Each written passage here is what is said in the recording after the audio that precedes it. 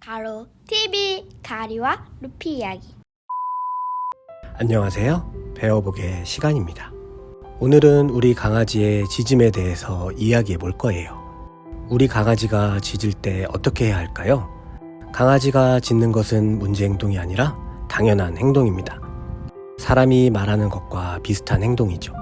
기분 좋을 때, 나쁠 때, 경계할 때, 그리고 불안할 때 등 여러 상황에 자신의 기분을 짖음으로 표현하는 거예요. 근데 짖는 강아지를 못 짖게 하는 건 너 표현하지 마! 라는 의미가 되는 거죠. 강아지들이 짖을 때 짖는 이유를 해결하지 않고 무작정 훈육만 한다면 큰 스트레스를 받을 수도 있습니다.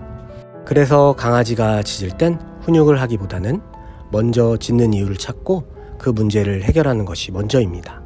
대표적인 3가지 상황에 대해 이야기해 보겠습니다. 첫 번째, 외부 소리. 우리 강아지들은 집안에서 집 밖의 소리, 초인종 소리에 정말 많이 짖습니다.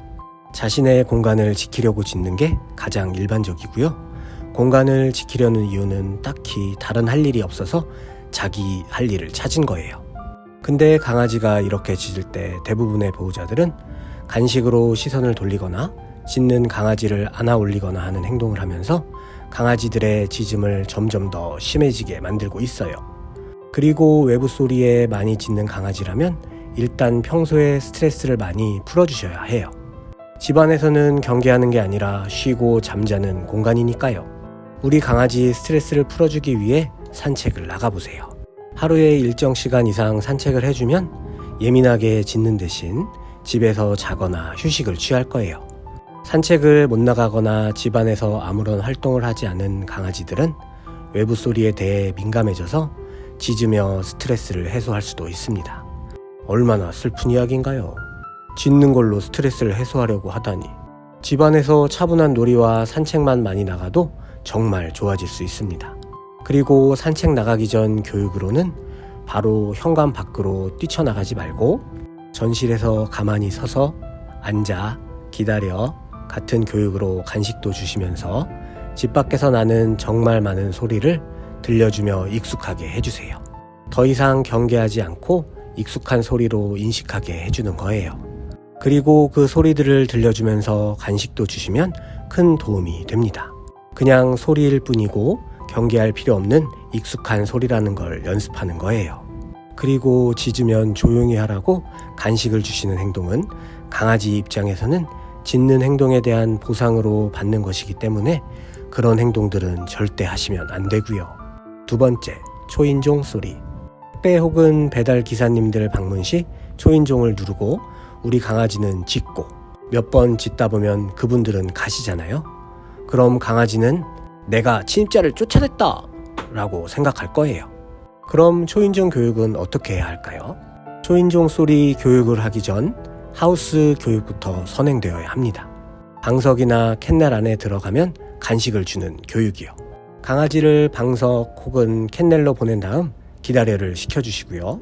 다른 분은 밖에서 초인종을 눌러주세요.